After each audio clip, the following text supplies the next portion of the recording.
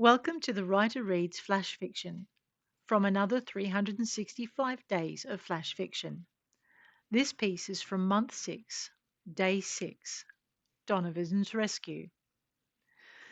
It also returns us to the universe of Odyssey and Miss Delight. Donovan ran headlong into the spider's web and exited in a cursing, flailing mess, frantically brushing himself down while stumbling back into a run and over a cliff.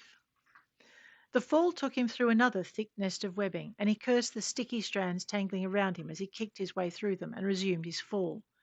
His cursing ended in a long wailing scream, lost to the thunder of the river tumbling over the chasm's end.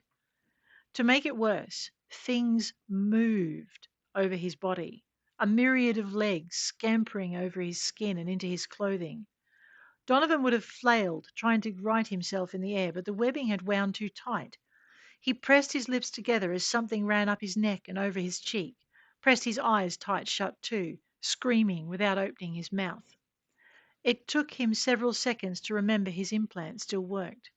"Sugarsides, get me out of here!" he cried. "Please!"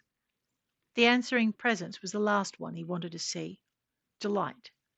"You're falling," she observed, her mouth curled in distaste, "and covered in spiders." "Please," he whimpered.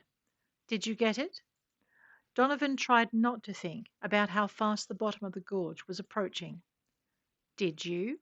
Delight pressed. "Yes, yes, I got it," he babbled, reaching for her with mental hands. She sidestepped them and vanished, her reply scant comfort. "I'll have you tanked and tranked the second you materialize," she promised, and Donovan remembered to breathe.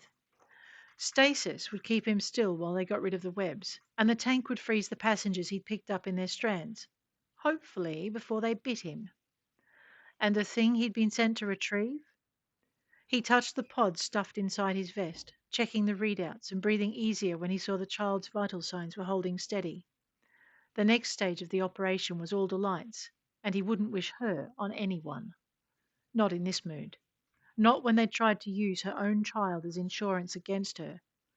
Silver flared bright enough to register through his tight shut lids, and he felt the familiar wrench and disorientation of a hasty port snatching him from the air. He didn't want to know how close he'd come to the ground, although no doubt the teleport team would show him, bragging rights being what they were.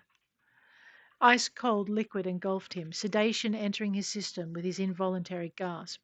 A myriad of pinpricks burned through skin, and more cold followed, but Donovan felt only gratitude. With his system shut down, the poison wouldn't have a chance to take hold.